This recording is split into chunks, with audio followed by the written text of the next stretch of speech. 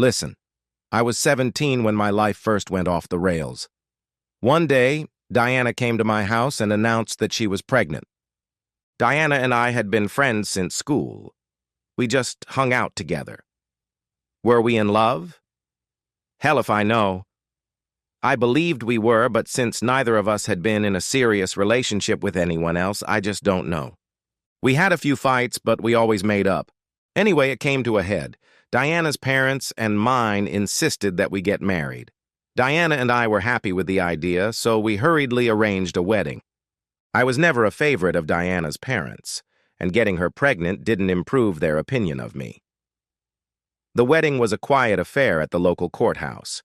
My beautiful new wife and I moved into an apartment above one of her father's stores. Of course, I had to drop out of college, where I was studying to be an engineer. I needed to earn a living for my new family. My uncle got me an apprenticeship as a toolmaker at the local company where he worked. The pay was lousy, but after completing my apprenticeship, I could earn a decent living.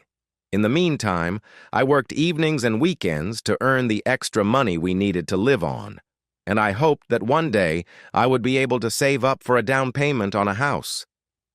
Dia wasn't very happy that I was away every evening at college or working. Soon, cracks began to appear in our relationship. They were exacerbated by my terrible mother-in-law. She ran the store above our apartment, and every day she would go up to Dia and point out my faults.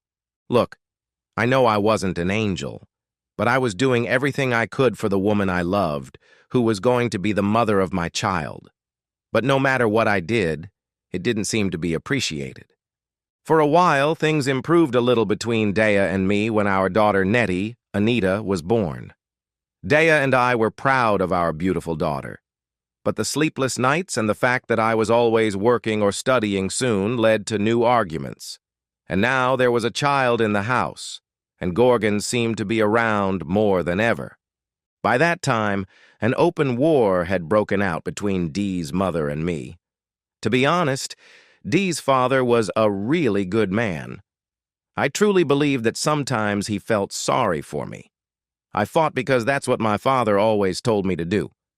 As he put it, "You made your bed, now you have to lie in it." Well, for the next year or two, I did everything I could. But I worked and studied every hour God gave me. Life with Dia was just a routine, and our sex life was reduced to almost nothing. God, I was 19 and felt like I was 50. One evening, when I came home from my evening job, I saw my father-in-law's car pulling away from the house. When I entered the apartment, Dia was in Nettie's bedroom. I walked in and found her putting Nettie to bed. When I asked why Nettie wasn't asleep at midnight, Diana replied that her mother had been watching her while she was at work. I furiously asked her where she had been, and she replied that it was none of my business. She said that I was always at work and that she had the right to go out and have fun if she wanted to. I was furious. I was either studying or working when I was away from home. I never went out to have fun. Diana wouldn't listen and still refused to tell me where she had been. We barely spoke to each other for the next week. We just pretended nothing had happened. We stopped having sex. It was during this time that I made the most disturbing discovery of my life.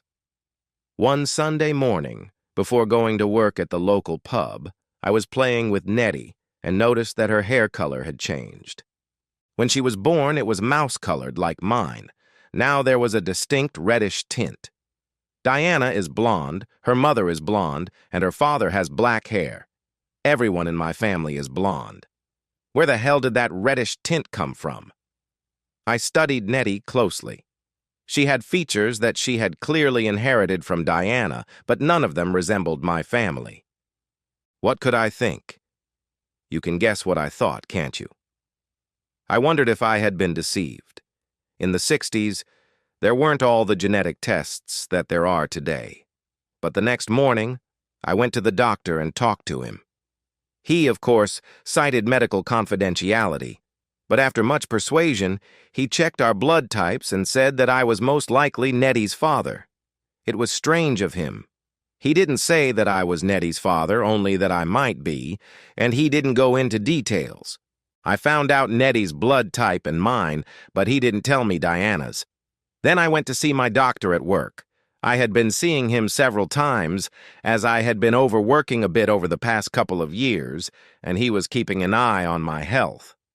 I asked him the same question I had asked my family doctor, after I brought him a sample of Diana's blood so he could determine her type. Where do you think I got it? I had to wait a couple of weeks. He told me that there was a 60% chance that I was Nettie's father. That was all he could say. In those days before DNA tests, that was the most accurate they could tell me. 95% would have reassured me, but 60% was all he could give me. That meant there was a 40% chance I wasn't Nettie's father. I wasn't in the best of moods, I can tell you. A few weeks later, on a Saturday night, I was pouring beer at my local pub when a fight broke out.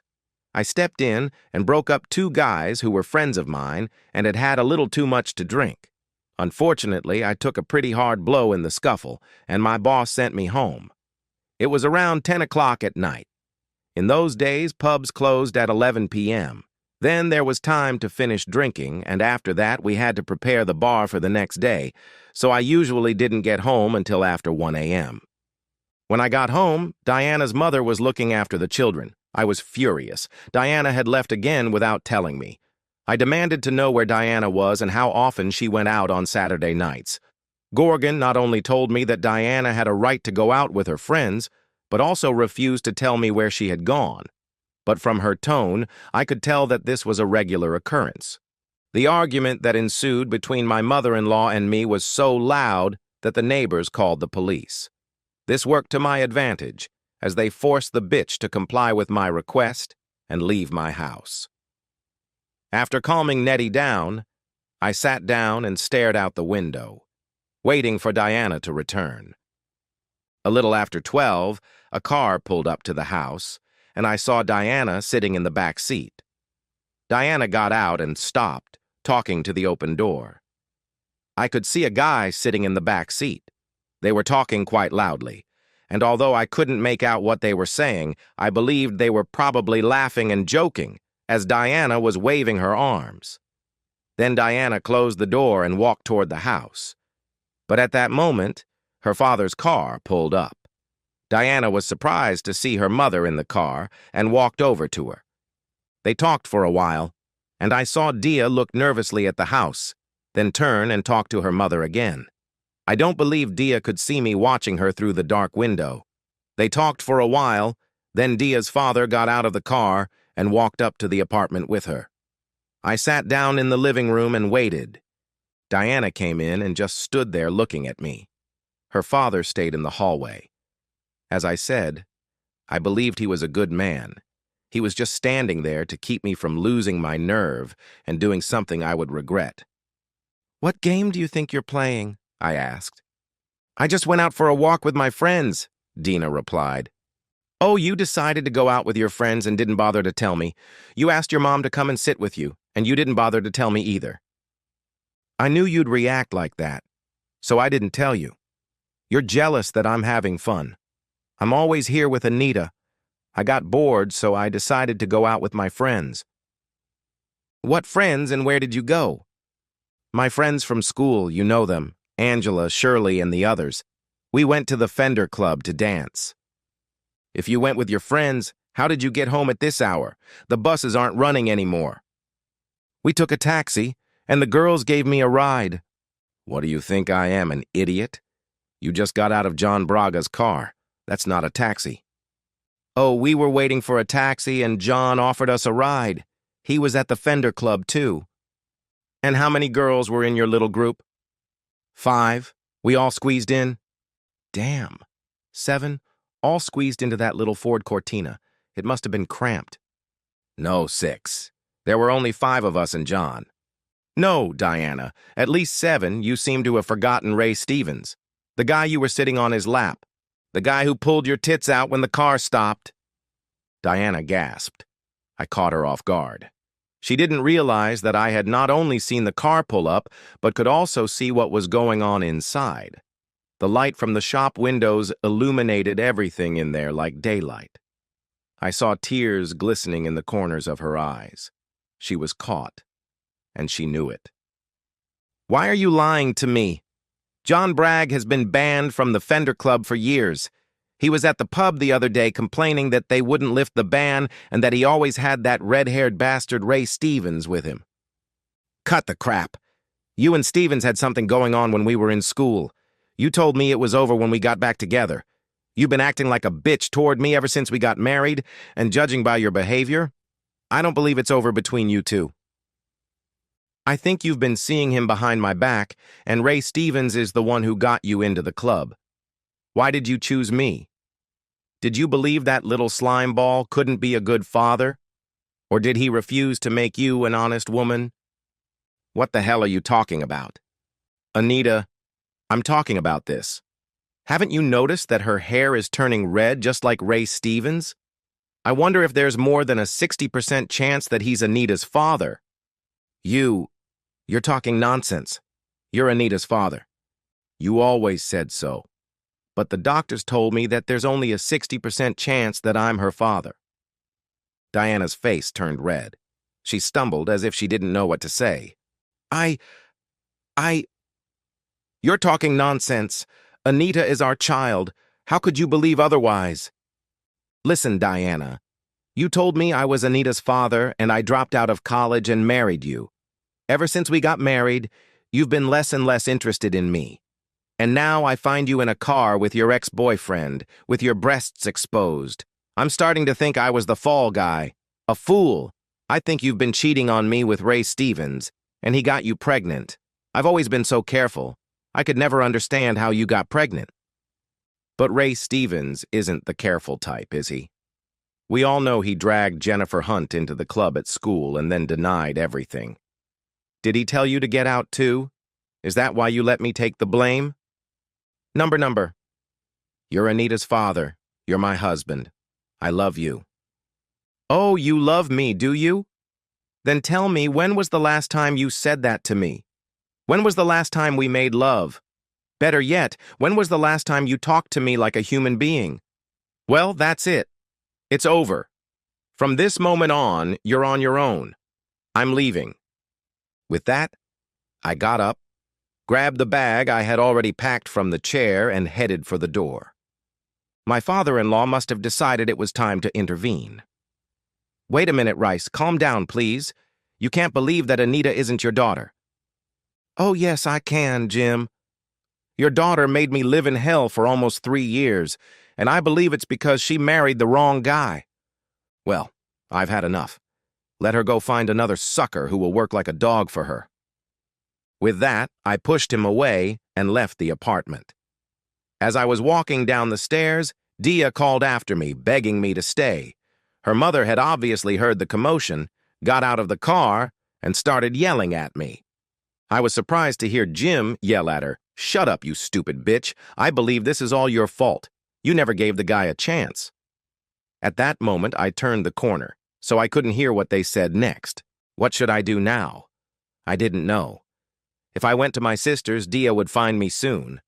So I went to the factory and spent the rest of the night sitting in the security guard's hut. Ted was a nice old man, a friend of my grandfather's before he died. I told him about my problems. He sympathized with me and offered me a place to stay in a spare room, which I gratefully accepted. In the morning, before going to Ted's, I called my sister Susan. She was very worried about me and said that Dea and my father had already come to her house looking for me. I told her that I was fine, which was a lie, and that I had a place to stay. I also told her that I had broken up with Dea. She knew that the last few years had been hell for me, and apparently Sue had told Dea exactly what she thought and told her to get lost. At lunchtime, I went to my part-time job at the pub, but at the same time I handed in my resignation. While I was serving at the bar, Dea's father came in, but the manager, knowing what had happened, came out and asked him to leave without waiting to talk to me. I left the pub early through the back door. On Monday morning, I went to my training manager at work and told him I was quitting. I really didn't know what I was going to do. I just wanted to leave. Then the training manager suggested a better idea. It seemed like he didn't want to waste the time and effort the company had invested in me. He offered me to stay for another month until the end of the current semester at college. I was studying part-time, and then transfer to the company's factory in Swindon, where I could finish my training. It turned out that the company had a dormitory for trainees where I could stay for a while. So that's what I did. I spent an awkward month avoiding Dee and her father. Some evenings they hung around the factory, but the security guards warned me which gates they were standing at, and I just used the others. 6 weeks later, I found myself in Swindon. The police came to me because Dee had reported me missing. I told them I was fine, and they asked if I wanted them to tell Dee where I was. I said no, but they said that if Dea started divorce proceedings, they would have to tell the court where I was. That was the last I heard. She sent several letters to my sister asking about me and asked Sue to forward some of them to me. I asked Sue to return them unopened. I finished my apprenticeship and was transferred to the model shop almost immediately. I never realized it, but management had plans for me. Apparently, I was very good at solving problems, and they had noticed this several years earlier. Let me explain. A designer creates something that looks great, but some fool has to make it. Sometimes it's practically impossible, but I was good at figuring out how to modify things so they could be made without increasing the cost. The next few years flew by. I didn't hear anything from Dee. No, that's not true. My sister Sue told me that she returned her letters 3 or 4 times a year. She said that, judging by the address, Dee was living with her parents. A couple of times Sue asked me to write to Dee, but I refused. You know the old saying, distance makes the heart grow fonder. For me, it was true. I couldn't get her out of my head, but my thoughts of her were always clouded by mistrust and the pain she had caused me. I rose through the ranks at an astonishing rate, and by the age of 34, I was a member of the board responsible for product development.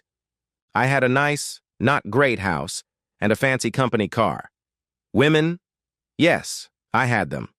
I'm not bad looking, and with my salary I probably seemed like a good catch. But once bitten, twice shy, if you know what I mean. Besides, I was probably still married. I never saw any documents confirming my divorce, and Dea, apparently, was still using my last name. Everything started to change when I was having dinner with a colleague at a large hotel in Swindon one Friday evening. My friend pointed out that a young woman dining alone was looking at us. She was too young for my colleague or me, and we wondered what she was interested in. As soon as she realized we had noticed her, she pretended not to be looking anymore. Later, as we were leaving the bar, I literally bumped into this young woman. We both apologized, and that was the end of it. But a few seconds later, a security guard approached me, and without taking his eyes off the girl, asked if I had lost my wallet. I checked and said it was still there, and asked why he had asked. That girl was waiting for you to leave the bar, sir. She headed straight for you and bumped into you on purpose. I thought she might be a pickpocket and wanted to steal your wallet. I turned to look in the direction the girl had gone, but she was already out of sight. The hotel detective didn't know who she was. He said he thought he saw her following me when I came in, and that she didn't have a reservation, as was usual. That evening, we were supposed to be driven home by a company car, as my colleague and I knew we would be drinking. Perks of the job. The car dropped my friend off first as he lived closer, and when he was driving me home, the driver said that a taxi was following us. Are you sure? I asked. Absolutely, the driver replied. Do you mind if I take a detour? It will prove my point. We drove to my house through a different part of the village, and the taxi continued to follow us.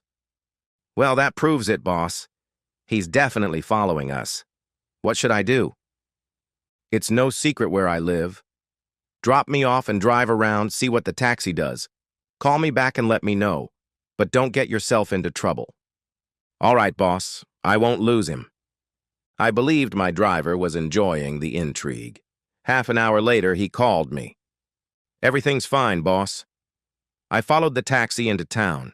It dropped the woman off at a hotel and I managed to talk to the driver. He said the girl flagged him down where I picked you up and asked him to follow us. As soon as she found out your address, she told him to take her back to the city. He said he told her I was watching him, but she just thought it was funny and didn't worry about it. The taxi driver was a little curious and waited until the girl entered the hotel. He said he didn't know what to make of it. For his own peace of mind, he wanted to make sure she was really staying at that hotel. I thanked the driver and asked if he could take my car home the next morning, and he said he would arrange it. On Saturday morning, I was lying on a deck chair in the garden sunbathing when I heard a car pull up. I thought it was the driver with my car. He knew what was going on and was just dropping it off for me. A little later, a shadow fell over me. I didn't look up. "Hello, Anita. How can I help you?" "You know who I am." "I figured it out last night, girl. It didn't take Sherlock Holmes to figure it out, and you have your mother's eyes, so how can I help you?" "I just want to know who my father is." "Well, I believe you have the wrong man. I think your father's name is Ray Stevens." "No, that's not him. My father is Reese Coln, and that's you. My mother told me she never slept with Ray Stevens. She said you were my father. She told me what a bitch she was to you and how she drove you away." I turned and looked at her. She had long brown hair that fell to her shoulders. If it weren't for the color of her hair, she could have been Diana. I can't believe she's still sticking to this lie after all this time. She hasn't been my wife since practically the day we got married, and then I saw her with that jerk. Does she really think I'm going to believe this nonsense now? Without waiting for me to offer her a seat, Anita sat down on another deck chair. "Mom isn't asking you to believe her, I am." "I know it's hard for you to believe, but Mom loves you. She always has. Listen, after you left, Mom had a nervous breakdown. She ended up in the hospital, and the doctors said she was severely depressed, very severely depressed, which probably started before I was born. You know that Grandpa divorced Grandma because of this? He said that instead of helping you both through a difficult time, Grandma spent all her time trying to drive a wedge between Mom and you. This made Mom's depression worse, and she took it out on you. Mom told me over and over that she shouldn't have gone out with the girls back then. She said that being with them made all her problems go away for a while. But when she came home, she had to take care of me again, and then her mother would start picking on her because of you and because you were always out of the house. Mom knew you were working very hard to save money for a house to get her out of that apartment she hated so much. She felt guilty for leaving the house and having a good time. She felt so guilty that she tried to hide from you that she was leaving the house. When you found out, she just didn't know what to say to you. So she did what her mother taught her. She lashed out at you and told you to mind your own business. And then that evening you came home early and had a big fight with Nan. Mom said she was shocked when you suddenly threw Ray Stevens at her. She says Ray Stevens and John Bragg were walking by while she was waiting for a taxi with the girls outside the club. John offered to give the girls a ride, but Mom said she wanted to wait for a taxi. The girls agreed, and Mom didn't have enough money for a taxi, so she had to get in the car. But since she was the last one, the only place left for her was on Ray Stevens' lap. She told me that a few years ago, when you and she were fighting, she went out with Ray a couple of times. But she says she only did it to make you jealous. Anyway, Ray got mad in the car and pulled her top down as soon as the car pulled up to the house. She yelled at Ray, just like John Bragg yelled at the girls. You don't know this, but after you left, John Bragg and Ray got into a fight over it. John is actually a good guy. He and Angela were good friends of my mom's and mine. Oh, I guess you don't know that John married Angela. They invited you to their wedding in a futile attempt to mend the dialogue between you and Mom. But I suspect your sister never sent the invitation. Oh, but Susan did. I just couldn't understand why they invited me. We were never close friends in school. They were your mother's friends, not mine. Their plan was to bring you two together and tell you what really happened. I don't see how that would help. I'm afraid I left your mother because I'm sure I'm not your father. I started noticing a color in your hair that I couldn't trace back to either your mother or my family. I thought they were turning red, and that's why I thought that maybe Stevens could be your father. They're still red. Do you dye them? No, it's my natural color. It runs in your family. You just never noticed it. Come on. Where did you get that? We're all blondes. Not all of us, Dad, she said confidently, opening her purse and taking out a powder compact. She opened it and turned it toward me. You don't want to tell me what color your mustache is? Are you going to say you dye it? A little puzzled, I looked at my mustache in the mirror. I'm very proud of my Mexican-style mustache. I've looked at it and studied it. I look at the damn thing every day, but I never noticed.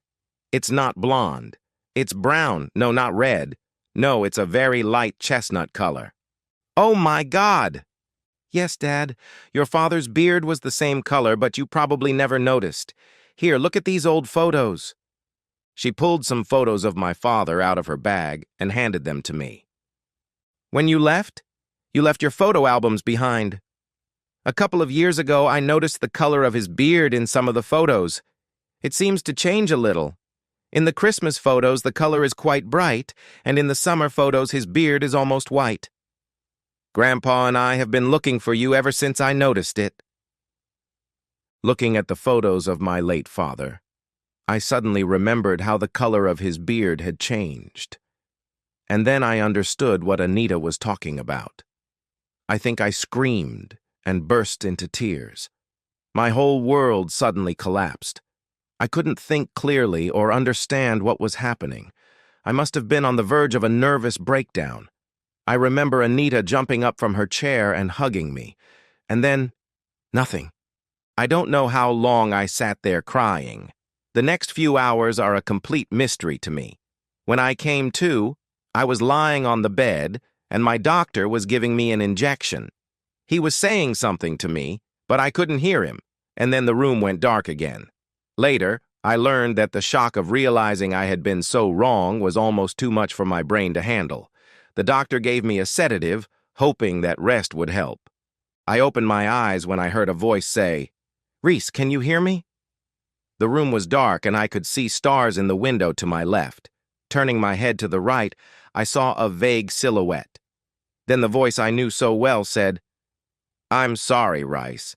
I didn't mean to be so cruel to you." But my mind was in such turmoil. Then Diana leaned over and kissed me on the forehead. "Will you ever forgive me?" I jumped up and grabbed her, pulling her toward me. "You're the one who needs to forgive me. I abandoned you and our child." "Now, you two, let's not start assigning blame." Anita's stern voice rang out from across the room. "There's no point in blaming each other. If you do that, we'll never be a family, and we've already been apart for too long. You both made big mistakes, so let's forget about them and try to move on." What will happen now? I really don't know.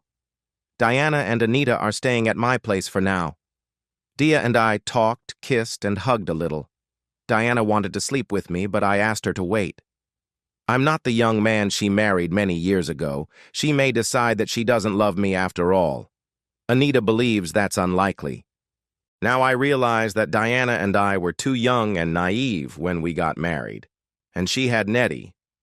I wasn't ready to be a husband and father. I tried to be like my father, but I was too young to handle it. I know I loved Diana, but I didn't realize that she was also out of her element and needed more support than I was giving her. At the time, I was one-sided and only thought about the future. I spent most of my time away from that depressing little apartment. Although I was working, I wasn't locked up in that hell. Dia needed to get out of there too, even if only for a few hours. Dea was wrong not to tell me she was going out with her friends. But young people aren't known for making the right decisions. She was also under the influence of her mother, who I now realize was pursuing her own hidden agenda. Dea's mother wasn't just a bitch to me. I believe she wanted our marriage to fall apart. I believe she thought I had stolen her daughter and wanted her back. Do I really want Dea back in my life? Yes, I believe I do. I rejected all the women I dated over the years because they couldn't compare to Dea. From what Anita told me, her mother never took other men's advances seriously. Anita told me that ever since she was a child, whenever the conversation turned to her mother's admirers, she always rejected them. Dea simply said that there was only one Rice, and no other man would do for her. But I intend to proceed very cautiously. I am sure that rushing into things now could lead to mistakes. We need to get used to each other gradually, and then see what the future brings. Life goes on.